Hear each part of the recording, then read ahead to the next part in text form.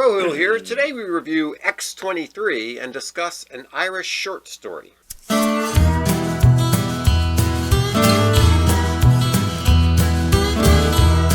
Hello and welcome to Beer and Conversation with Pigweed and Crowhill. Good evening, Pigweed. Good evening, Crowhill. What's on your mind?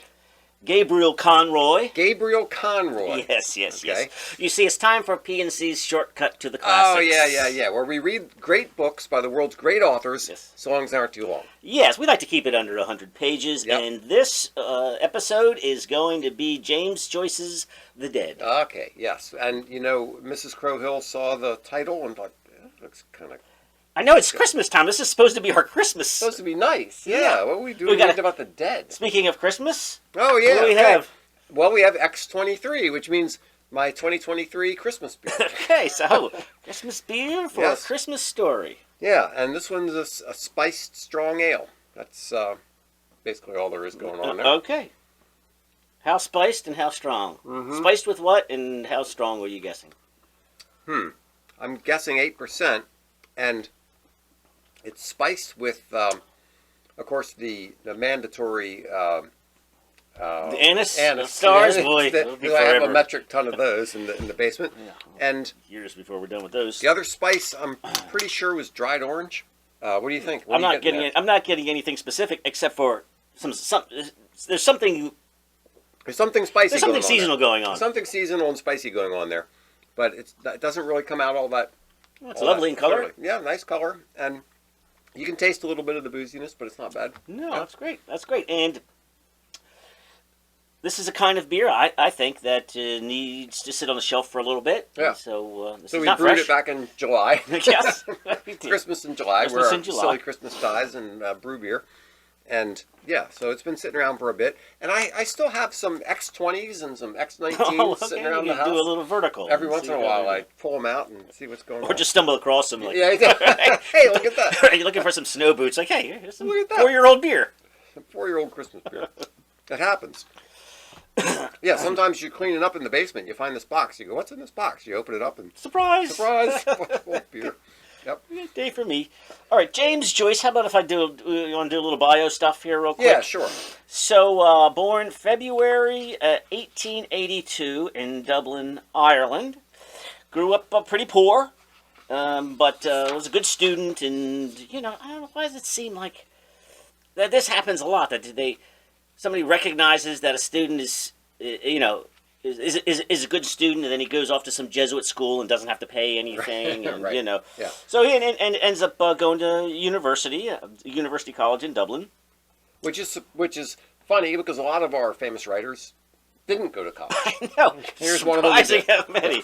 Yes, but of course, he didn't plan to be a writer. I guess not, because he moved to Paris to study medicine. So anyway, but although he did publish an article on Heinrich Ibsen Okay. in college, which got some notoriety. But anyway, well, I don't know what happened, but he got some work doing literary reviews and that Yeah. kind of thing, and sort of moved in that Just kind direction. of fell into it, huh? He meets his wife in like 1905, 1906. She gets a job in Italy, and he moves. And so he's noticed he is Mr. Ireland and Mr. Dublin. Yeah. Right. And he only came back to Ireland twice in the rest of his life. Wow. Yeah, came back to start a cinema, and that failed. And then he came back to visit Galway. Huh. And Just stayed in Italy. and just stayed in Italy. Okay. However, well, I'll get to that later. Sometimes you need perspective. Yeah. Yeah, so I mean, I get that he probably had a better view of Dublin, Yeah. not being in Dublin. Okay. So as far as The Dead goes, he wrote a collection of short stories called The Dubliners, Right. and the most famous one is The Dead, and it's the last of the series. Right. So this is he finished in The Dead in 1907. The whole series was published in 1914. From 1914 to 1921, he wrote Ulysses, which was published in 22, and then he devoted the next 17 years to his last book, Finnegan's Wake, which he published in 39. When Germany, he was living in France at the time. Germany invaded France. Yeah. They moved to Zurich, and he died in 1941 in Zurich. Okay. Right. So that's that. You know, I love the idea actually of series of short stories that are perfectly fine standalone stories, Yeah. but then compiled together tell one bigger story. Yeah, that's pretty interesting. cool, right? Yeah, That each you could read each of them as standalones. I Right. think that's how this series works. Kind of like We're not Gilligan's dependent Island. on it a lot like Gilligan's Island. Yeah. So, before we get into the story, Okay. Well, the main character is Gabriel Conroy, Right. Right. But I just want to ask you before we start: assuming the writer has the Bible in mind, I imagine he does. What might he be saying by naming his protagonist Gabriel? Well, Gabriel Give me is some background on. Gabriel is an angel. Is the Right. angel Gabriel? Actually, I'm not positive that's from the Bible. Might be from just Catholic tradition. But anyway, there's the angel Gabriel. So But I doesn't he announce something, or isn't oh, he is it Gabriel? associated Is it with Gabriel? Is it the angel Gabriel who announces to Mary the birth of Jesus? Yes. That Isn't could that could right? be. That Does could be. that sound right? There's a Bible right there. There's a Bible right there. But it's not the angel Monroy, or what is the Mormon? Moroni. Moroni. Moroni. Which it's so funny because it sounds like the plural of moron. It's like a whole bunch of them. Yeah, it's really not a good look for guys. No, sorry to all our Mormon. Yeah. listeners. Yeah. So Gabe, Anyway. what I'm remembering is, in Catholic tradition, they name a bunch of angels. Okay, and you're right, Gabriel is mentioned in the Bible, but a bunch of the other ones aren't.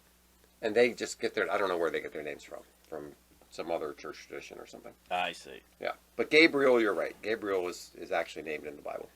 So I don't know how we'll see. But I'm not sure what that says about the character, right? We'll see if that plays into the story at all. So we're in Dublin. It's a contemporary story, so it's it's set pre-World War One, Mm-hmm. and it all takes place one evening at Christmas time. Yeah. But not Christmas. Not Christmas Eve Day. or Christmas Eve. And I thought that I read that. What were we just talking about? That.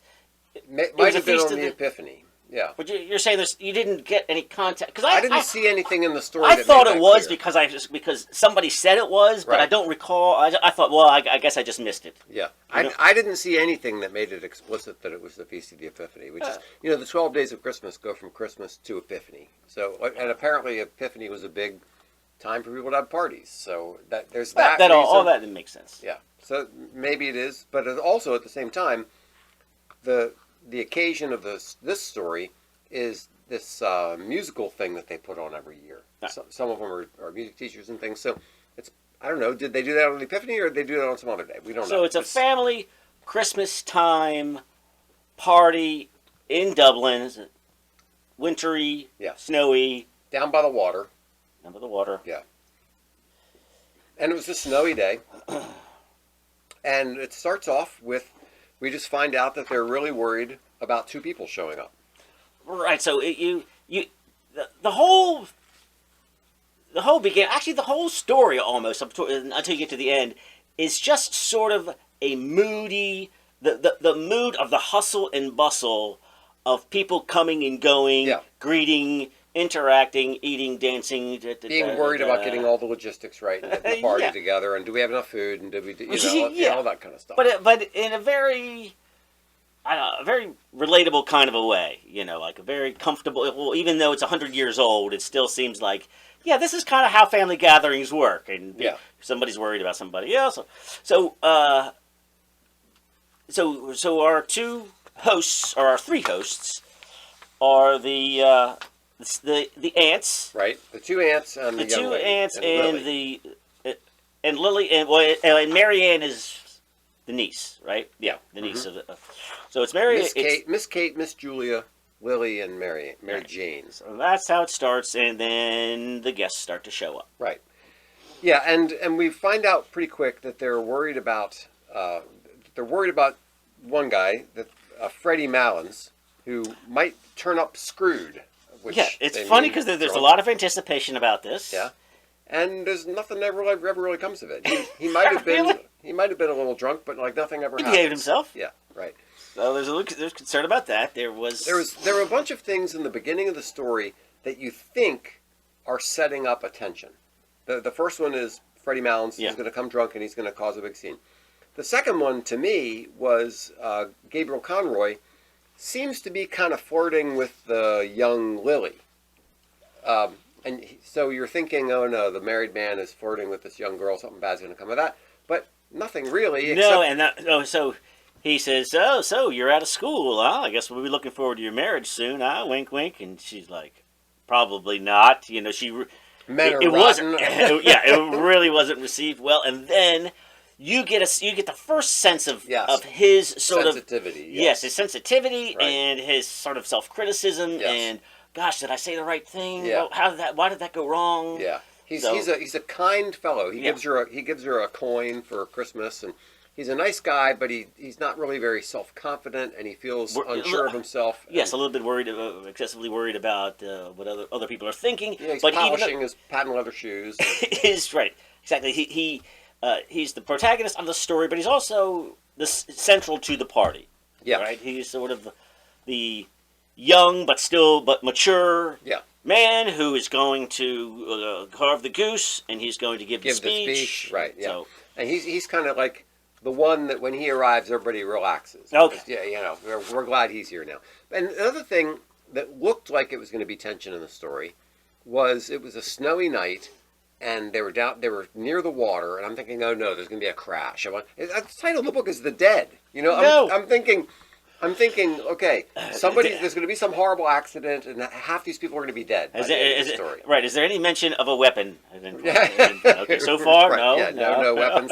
So that was another thing that could have been tension, but turned out not to be tension. Right. So then, I guess what would qualify as the conflict is his colleague, Molly Ivors. Mm-hmm. She says, so, well, who is GC, I wonder? Because what? Well, because he doesn't like his country very much. But the GC refers to a person who does literary reviews in what Molly considers to be the wrong publication. Yes, and she calls him something. She calls him something. A West Briton. A West Briton, yeah, which was like a big insult. So it's a big insult, meaning you are you're an Irish Anglophile. Yes. It's kind of what it is. Yeah, right? Yeah. You don't take enough interest in your own country. You think that things outside your own country are much better. And he says, you know what I do every summer? We go cycling through France and Belgium and sometimes Germany. Yeah, I read that and I was kind of surprised because I was thinking, in 1914, did they have bicycles? Right? Yeah. When were bicycles? I guess a little earlier than that. They must have been, but I didn't know that people were touring the countryside. I know. Gosh. Clearly they were. Yeah. They weren't as good bicycles as we have today. Yeah, but that's pretty cool. But he's like, why don't you take a little more interest in your own country? Mm-hmm. And he's like, well, because Ireland kind of sucks. Yeah. If you don't mind. Yeah, he doesn't really like the country. That you brought it up. Which I thought was interesting. Was that a reflection of James Joyce? Living in Ireland, living in Italy. Yes. And right. He lived in Italy. He lived in Paris. He lived in Zurich. Mm-hmm. He didn't live in Ireland. Right. And so yes, I think there's a little bit of him, or maybe a lot of him, in Mr. Conroy. He says, "Oh, to tell you the truth," retorted Gabriel suddenly, "I'm sick of my own country. Sick of it." Yeah. Yeah, and this state right, and he doesn't just like there. I defended myself. He reflects on it through the rest of the night. About how was it properly handled and. There's one thing that kind of leapt off the page to me, by the way. Just a funny little expression. I have a crow to pluck with you. I know. Did you see that? Yes, you might want to use that once in a while. But it's an interesting. I like it's like I have a bone to pick with you. Yes. But I have a crow to pluck with you. Hold on. What was the other crow reference? Oh, the big singer. Here's another disappointment. His horse is a crow. A famous singer shows up, and he never sings. Well, until the very end. Yes, but after everybody's pleading. And he's complaining his horse is a crow. What do you say? Oh, yeah. A horse is a crow. A horse is a crow. There's two crow. I know, two crow references. You need to work into your repertoire. Yeah, there we go. Yeah, so a lot of the things that you think are going to happen don't happen. Okay. And it turns out to be just kind of a pleasant story about this party. His speech goes off well. Right. So he's concerned about his speech right from this. Like, gosh, if I use the Robert Browning Exactly. quote. Yeah. Am I going to seem like I'm putting on airs? Yeah. Am I going to seem like I'm the educated guy and you guys don't know anything? And, You're right. If I don't do it, does that mean I think that they're Right. a bunch of dummies? Yeah. But he gives this very pleasant speech about acknowledging the older women that are there and the traditions and the Right. past. And I guess what I found interesting about the speech was, isn't this just the case with every generation that thinks that the next generation Is no good. is going to yes, It's right, going to hell, right, right. it's going to Yeah. bring the country to hell in a Yes. handbasket. Like here's Right. the 1914 version of Yes. this. You know how we used to we used to appreciate hospitality, and right, that was his big thing, Irish Yeah. hospitality. Right. These young whippersnappers I know, coming they up. don't believe anything. They don't appreciate hospitality. Yeah. The other thing we see in him being at the head of the table and carving the goose and all that, he's also very considerate of everybody at the table. He asks Yes, them what make kind, sure of, what kind of everybody's meat they want and everything And else. like So- farther, like, all right, will you sit down and eat? It's quit worrying about everybody else. I don't know. It sets a very nice. just kind of a family Yeah. atmosphere. And so once again, I'm reading along thinking, okay, when are they going to start dying? Yeah, yeah. So does a plague sweep through here? Exactly. The house burned down. What happens? So Molly Ivors leaves early before dinner, right? And Yes. before his speech. Yeah, and that was another one where I thought, okay, she's going to die. And she gets run over by a carriage on the way out. No, she doesn't. So, right, and you don't quite know if she stormed off in a huff Mhm. or didn't. Yeah. It's sort of more of an interpretation of their people, or interpretation of what they think happened. But yeah, maybe she had someplace else to go. Right. Yeah. I think she made some excuse.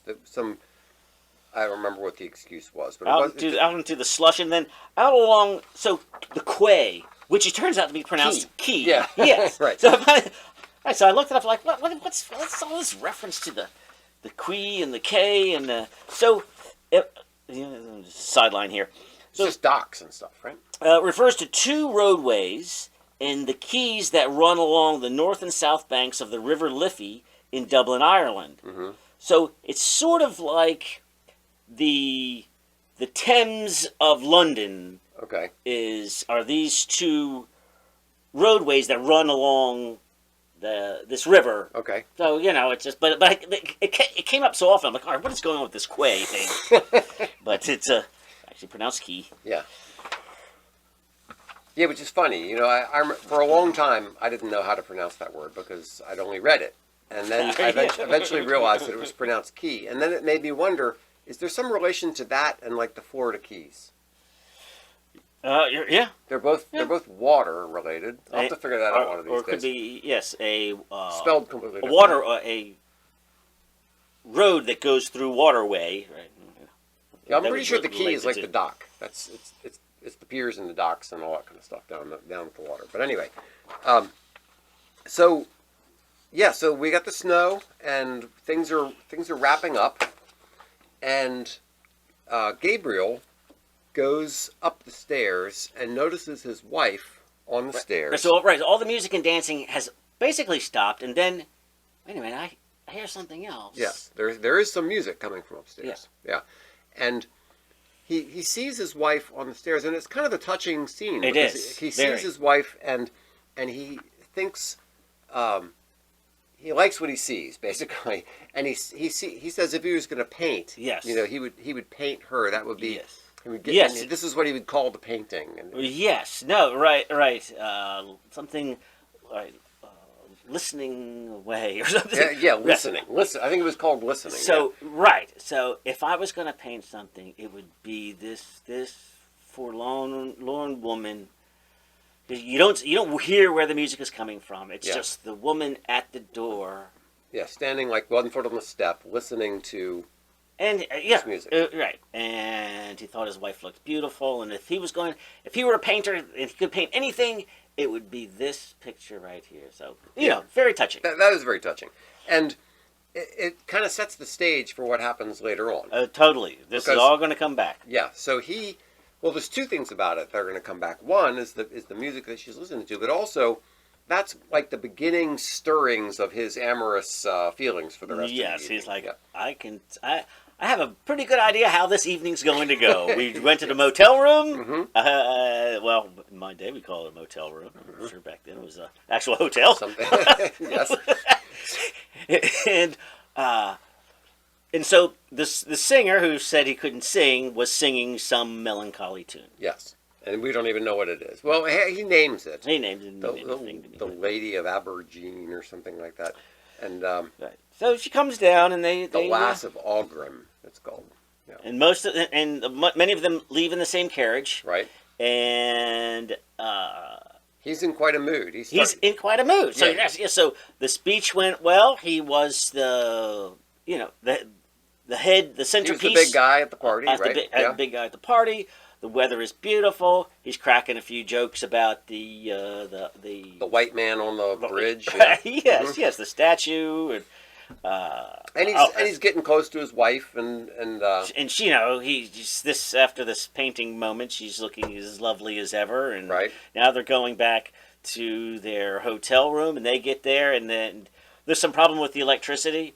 And he's like, we don't need electricity. Yeah, who needs lighting? We've got our own electricity. There's plenty of light coming from the street. Thank you, dear sir. And you can take the candle with you. Yeah. And he's so basically it's going scheming. He's like definitely horny at this point. Yes. And he's scheming, okay, how am I going to make this happen? And he's once again, we see his sensitive side. Yeah. That he's thinking, well, I can't just like push myself on her. I've got to see some indication from her that she's interested in me, because clearly I know how this is going to go, but of course it does take two to tango. So. Yes.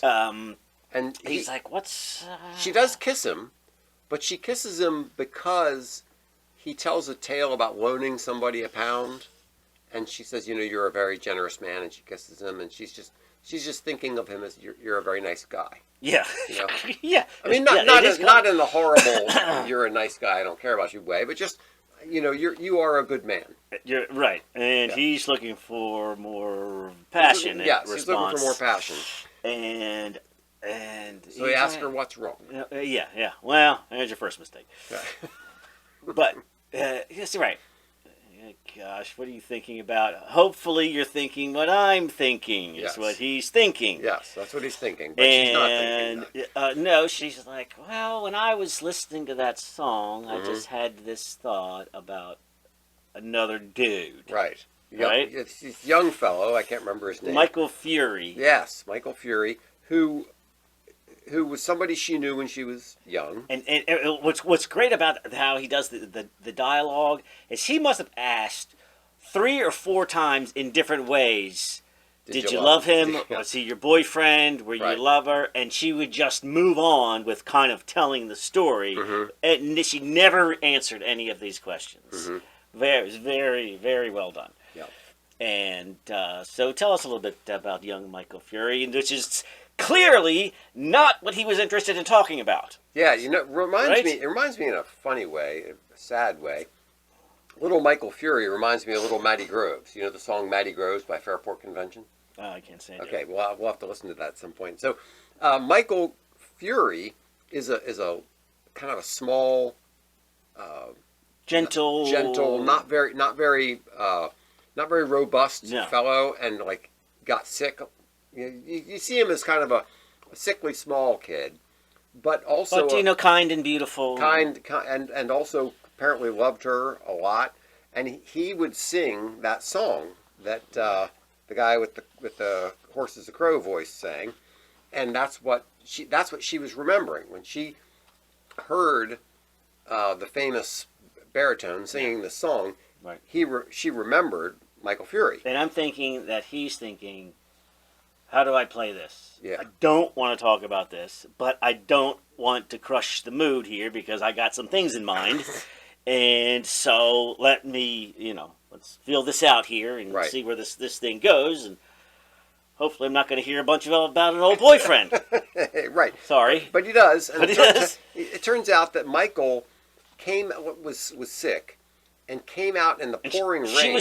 She was leaving town the next day. Yeah, so he comes out in the pouring rain in the cold, wet rain to come out and see her before she leaves, right. And ends up, that kills him. Right. Oh, okay. So earlier she had talked about going to Galway with Miss Irish. Oh, right, yeah. And then he says, "Oh, so that's why you wanted to go to Galway, huh?" She's like, "What are you talking about?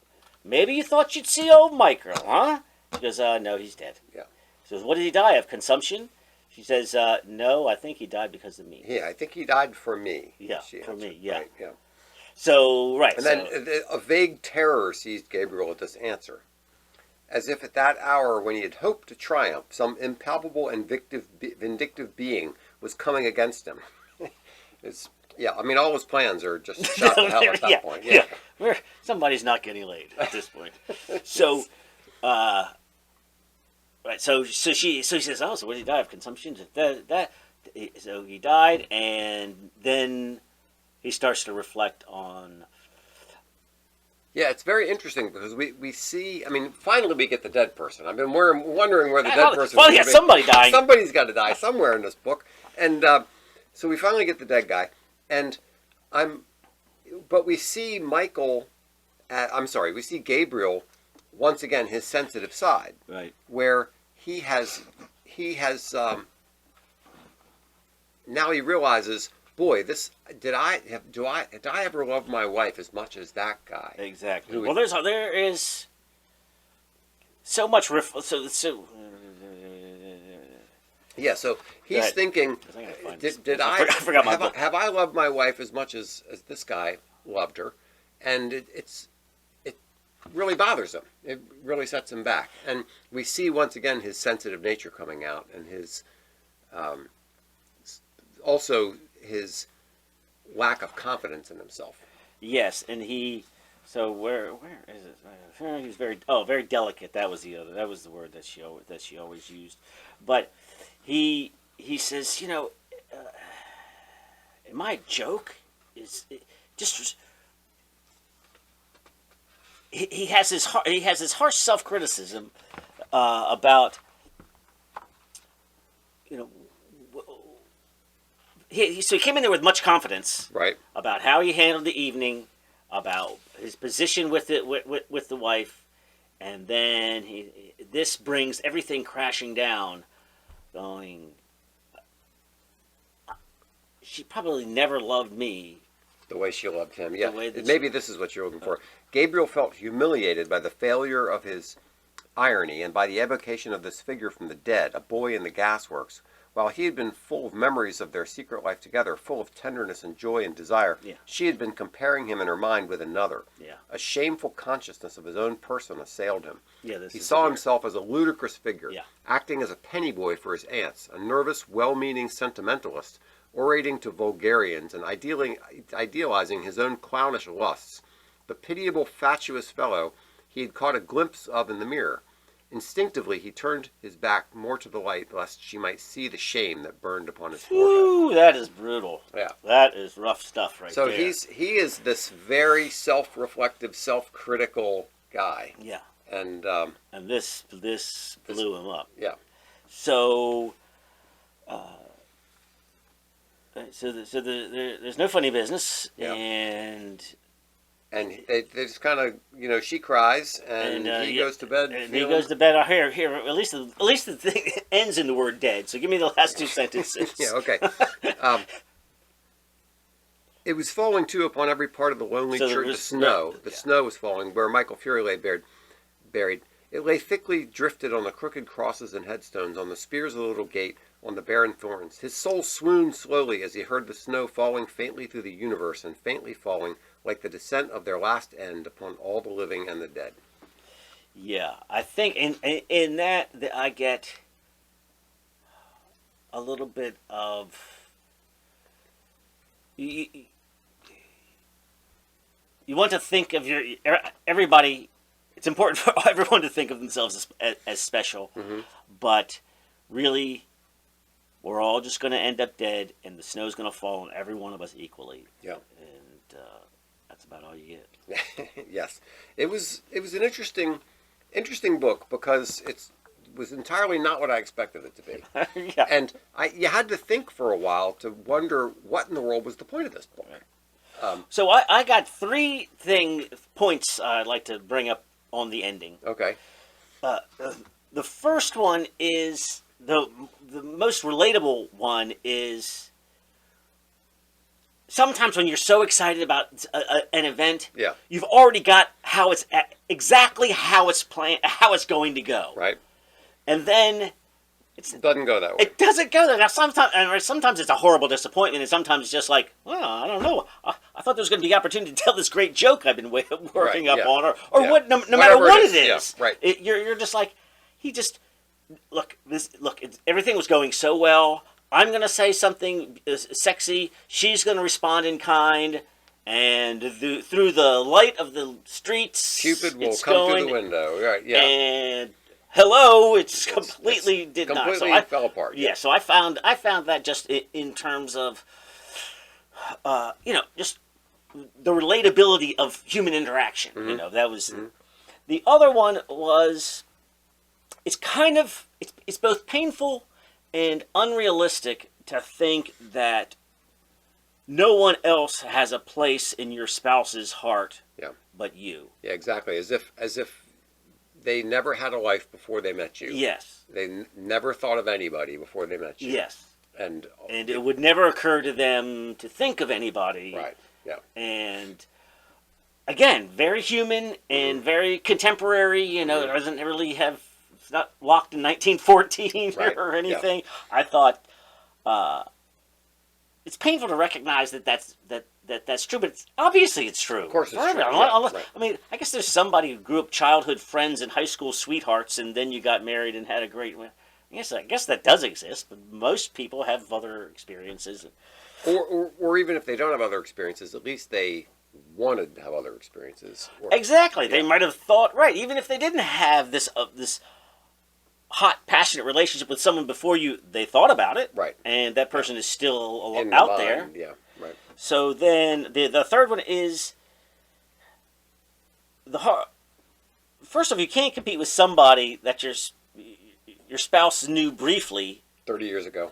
30 years ago, because you've had 30 years of flaws and dumb mistakes, Yeah.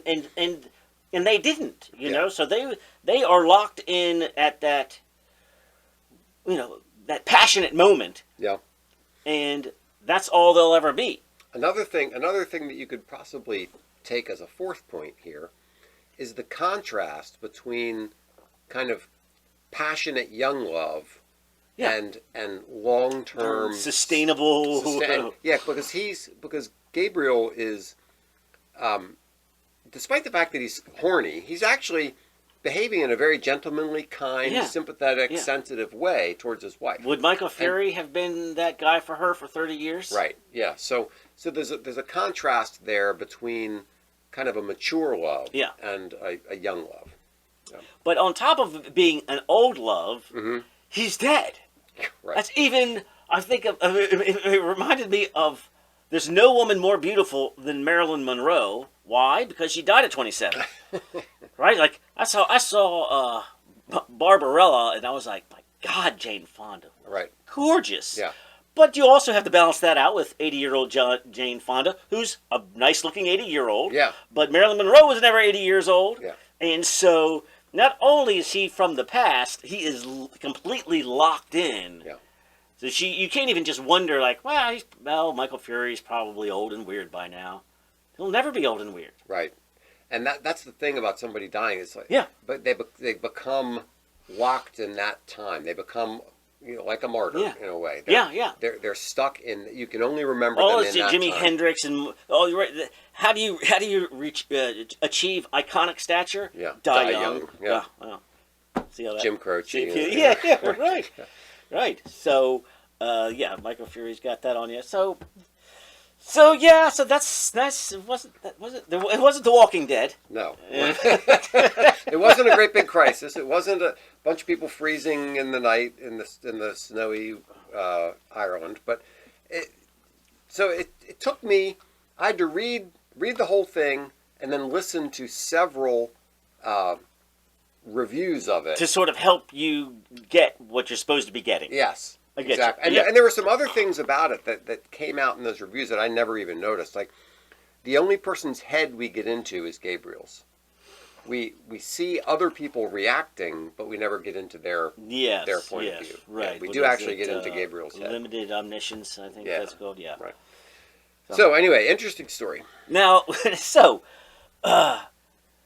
does it qualify? So the point of the old P&C's shortcut to the classic, yes, right, is we're going to give you a shorty, which gives you a sense of the theme, style, etc. of this writer's bigger stories that are more popular. Yes. Now the question is, does this qualify? And no, because what he's famous for is virtually unreadable Ulysses and Finnegan's Wake. Yeah. So it was a pleasant read, and maybe the rest of the Dubliners itself is all very good, but it's all very straightforward fiction. It's not his being famous for his innovative being abstruse or whatever the word is. Yeah, exactly. Right. So I've never read Ulysses or Finnegan's Wake, and I've heard that's like a fate worse than death. So yes. When we were talking about James Joyce, I was thinking, oh crap, that's the guy who wrote Ulysses. I don't want to read that. I did too. Yeah. I did too. But see, this is the point. The point of the P&C is when the topic comes up and you have to say if you read Dostoevsky, Tolstoy, and Joyce, you go, well, of course I have. And then you change the subject before they realize that you read the shorty. But to walk away going, wow, that guy. Yeah. That's a deep reader right there. He Boy, that guy can... That guy reads the best. That guy reads the best. And we do read the best. Just under 100 pages. Just under 100 pages. Well, I have a man of the week, it's a totally 100% part of it's related to this story. Okay.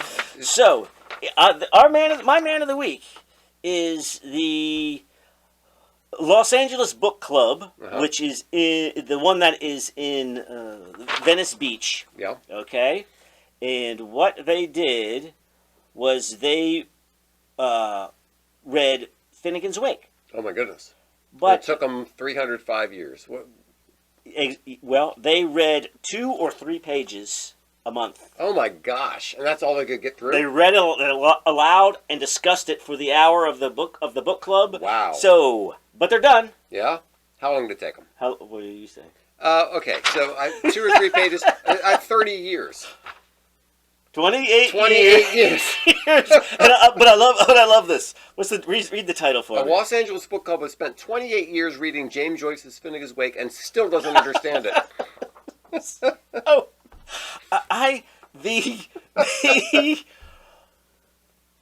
I applaud the nearly pointless perseverance of this group to do something like this. But it also makes once you're 15 years in, you got to... Hey, I'm committed now. What's it going to be? Another 14? Count me in. Fine. So, Finnegan's Wake, most famously challenging novel described as a 30-dimensional polyglot crossword puzzle. Okay. They said it's surprisingly challenging due to Joyce's tendency to make up words, sometimes comprised of more than 100 letters. Oh my gosh. Almost indecipherable. It starts midway through the sentence, River Run, past it. 600 pages later, it ends with the first half of the sentence that the book started with. Oh, you're kidding. So the whole book is like a thought in the middle of a sentence? Kind of. Wow. A parenthetical remark, the entire... So we have, on this show, I think we have totally enjoyed all of the great works by the great authors, right? Yes. But there is some pretension sometimes, and I don't think we've poo-pooed anybody going, a bunch of book snobs. Yeah. You know, no, I think we've enjoyed it. But how about one of this famous quote by James Joyce? The demand that I make of my reader is that he should devote his whole life to reading my works. These people devoted 28 years, and they still don't understand it. He sounds like Macias. You know? Yeah, crazy dictator. The dictator of Equatorial Guinea. Yes, who must be worshipped. Yes, exactly. So you must spend your whole life reading my book. Yeah, Yes. what kind of arrogance is that? I know it, which I totally don't get from the dead or the Dubliners. Seems like a guy who's just writing telling a story, and it's very good. But and so Ulysses is one day in one man's life, however, supposedly paralleled with the Ulysses journey. So as if the Homerian saga is lived out by a single guy, by one guy in a single day, and it was, I believe, it was the first broad use of stream of consciousness. So it's hard to follow because it's just, I mean, can you imagine if you were able to record your thoughts throughout a day and then transcribe it? Yeah. It'd be garbage. It couldn't make sense to anybody, not even you. Yeah. And they're your thoughts. You're the one thinking That's how his writing style, where you don't know who's talking, the beginning, the end, fake words. Yeah. Yes, which that, and like T.S. Eliot's The Wasteland. It just seems like when academics say, the greatest poem is Wasteland and the greatest novel is Ulysses. It's just pretentiousness. Isn't it though? Yeah. Like, why? Because only 10 people could even make it through. Right, after you learn 7 languages and read everything there is to read, then you might be able to understand it. That doesn't make it great. No, it doesn't make it great. I think there's, writing, generally speaking, the point of writing is to make something clearer, not to make something. Yes, and I don't mind some experimental stuff. Faulkner makes you work a little bit. You're like, so instead of the chapter starting, and 27 years earlier, March 1975, you just start in, from the context you figure out it's 27 years. Okay, I'm okay with that. Yeah. You don't have to say, every time somebody's speaking, Bill said, and then Jim said, and then, right? You leave all that off, and you have to figure out who's talking. Yeah. Okay, that's all right. Yeah. But not, not the kind of work that takes 28 years. and you should dedicate your whole life. Dedicate your whole life to understanding this book. All right. Beside that, James Joyce. Okay. Otherwise, yes. All right. Well done. And Merry Christmas. Merry Christmas, everybody. Thanks so much for listening to Beer and Conversation with Pigweed and Crowhill. Remember to visit us at pigweedandcrowhill.com or send us an email at pigweedshow@gmail.com.